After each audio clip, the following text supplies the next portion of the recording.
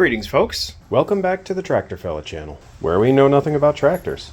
On today's episode, we're going to take this slightly overpriced, mildly performing, yet loyal air compressor and see if we can figure out how to swap out the fan. So it turns out, if you go to turn on your air compressor and you're holding a set of keys and one of those keys manages to get in this grate, when you turn it on, the fan doesn't do so well. It sounds horrible when it runs now.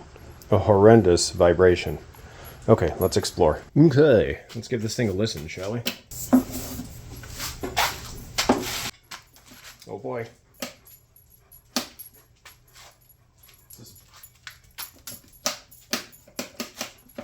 GFI popped? Well, isn't that interesting? Did this thing melt down? My compressor burn? Oh wait, are we over the pressure limit? We're probably over the pressure limit. I'm gonna go ahead and bleed this because I probably shouldn't work on it with it full of air anyway.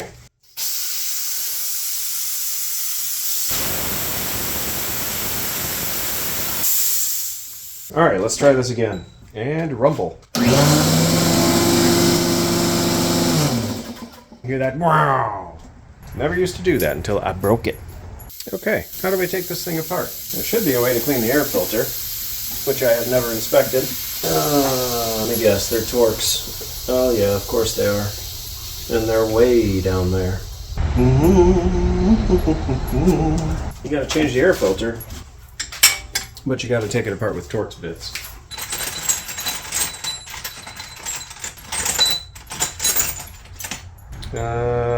T25. Won't fit like I thought. Okay, well, we're screwed. Thanks for watching. We'll see you next time. Just kidding. Sometimes when you're out of luck, you can use a flat in its place. Success. You just get a flat that's the right size. You go across the opposite teeth on the Torx. Now, is it long enough? It is. Oh my. Oh, jeez, oh Pete, of course.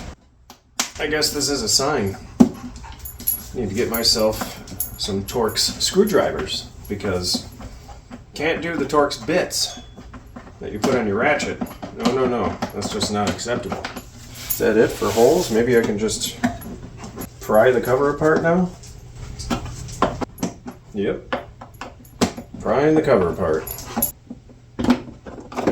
Man, they expect the average consumer to check the air filter by this method? I don't think so. Well, the funny part is going to be that there is no air filter. And I just hallucinated that there was. Yeah. Y'all see? Probably not. There's a split in the case so that the high pressure line. One of the worst burns I ever had, speaking of which, in the discharge of an air compressor. It's great. Really great. Jeez.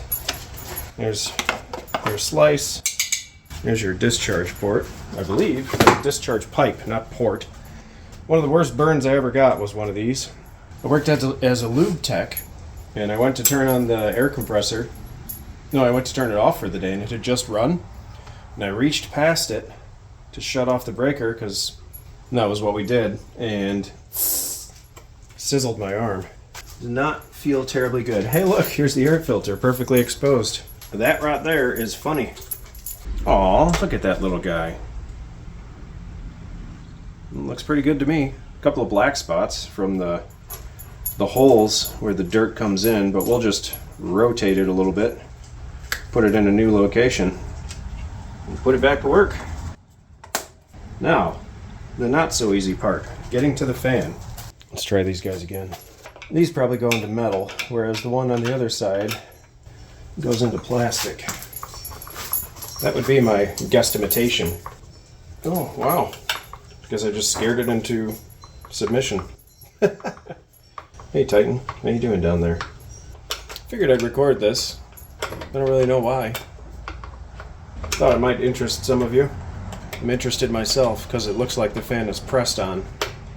So I'm really not entirely sure how we're supposed to get it off or put the next one on.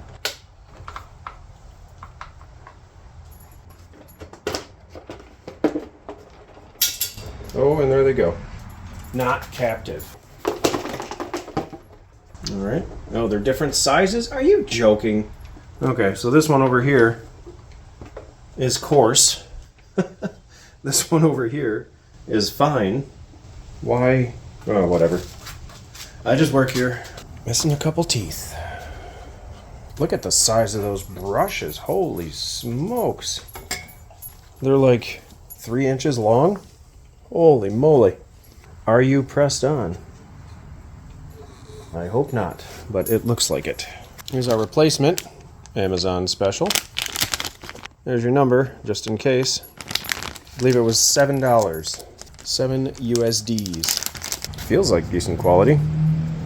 Just don't put an object in there and it won't frickin' break. Let's just see if we can pry this one out. No, we're prying the entire rotor out, so that's not great. Let's see how much abuse the rotor can take. Oh, there we go. She's coming. Oh, it's a knurled shaft. Yeah. There we go. Woo! And there she is. Out with the old. Let's compare the new that we're going to put in. Can you tell which one's the old one?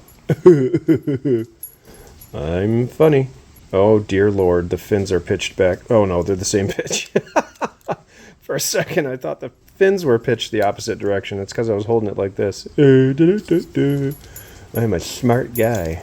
Quality looks pretty nice. So these on the left, they're definitely stiffer. The ones on the right are a bit softer. Whatever, it's just moving air, right? It's not like it has to dodge objects flying at it. All right, here we go. Watch me snap the blades off while I'm trying to put this thing on here. We'll do what you shouldn't do and put a little bit of lubricant on there. Boy, oh boy, that is a snug fit. Now if I could just get this frickin' cover out of the way.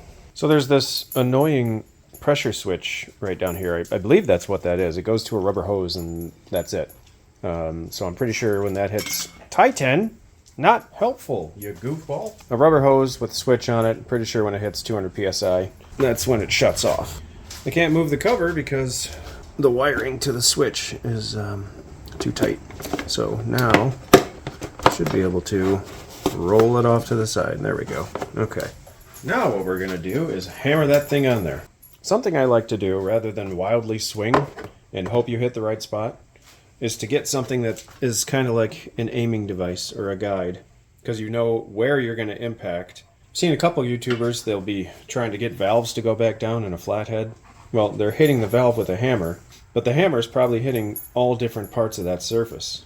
If you were to take something like this and put it on the valve first, you know you're right directly center of the valve over the stem, and then hit it, you're less likely to break it. That's just my 2 cents. I'm no expert either, and I just ripped that out, and I don't really know which side it went in. Okay, well, we're gonna have to do some video review on that. That's okay. Gets the cover out of the way. Okay, here we go. Maybe. There it goes. Now we can do this. I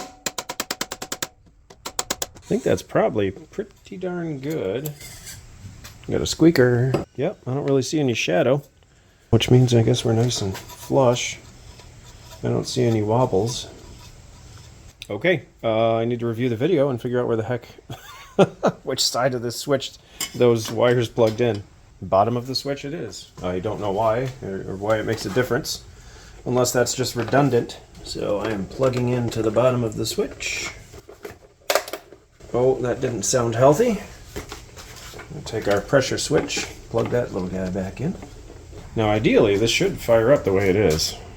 We'll do a brief test. Because there's no way that extension cord is going to handle that load. Here we go. Nice and quiet.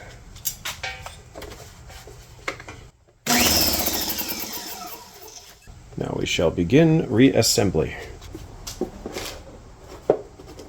One of these kept its screw. This one. We are lined up Beautiful.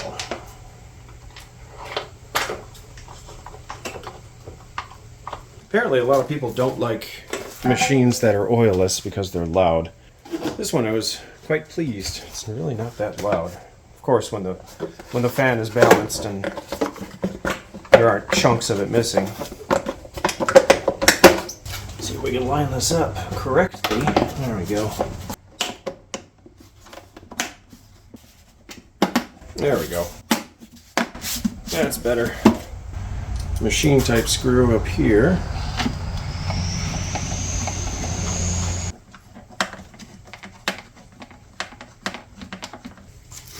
Oh, I just put my palm on my freshly painted work surface. Why did I paint my work surface? Well, my wife brought home some metal tubing that needed to be cut for a friend.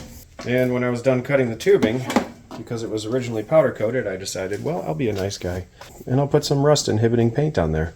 And then I thought, well, you know what, while I'm at it, might as well do this too. So I did, with a lot of paint. I mean, a lot of paint. Like I was filling in these divots like it's lacquer. And then I realized I may have applied it a little thick, so we have an inverted mountain range in the background. But that's kind of cool, I guess. We'll call it that. Anyway, we're done. That was quick and easy. Let's run a final test.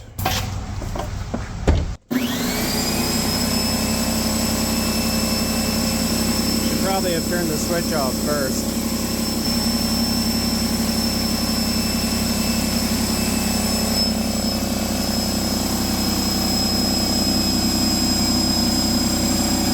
So much better.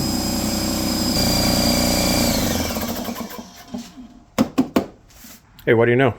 It's 6 o'clock in the evening, and it's completely dark outside. Do you guys see this shepherd? Do you see what is happening here? He's laying down. He's winding down for the day. What is happening? You've seen him in every other episode on my entire channel history. He's nuts.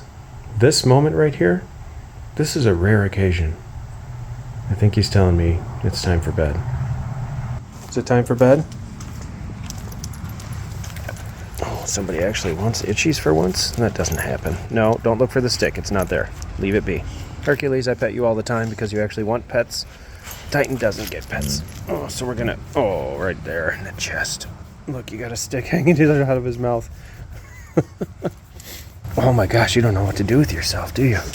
You look uncomfortable yet in love. Hercules, stop knocking me over. Oh, you poor boy. Yeah, you poor boy. You good? You good boy? Yeah? He's a funny boy, though. He does not like it when you rub his belly. He says, no hands by my private space. Okay. We're done. Success. Not too bad. Got the fan swapped out. Wasn't too bad at all, actually. Running nice and quiet again. No more ridiculous humming and sounding like it's going to explode. Thought it'd be fun to do a nice little short and sweet episode. If, in the future, you find yourself really bored and you're looking for a new and really exciting adventure, come on back. I'll be here. For time context, I'm working on the Sassy Massey right now. Just got the diff lock fixed. That was a good success. Pretty happy about that. I hope you all have a wonderful day. I'm getting tired. Anywho, that is all for this episode, right here on the Tractor Fella channel. Head bunt.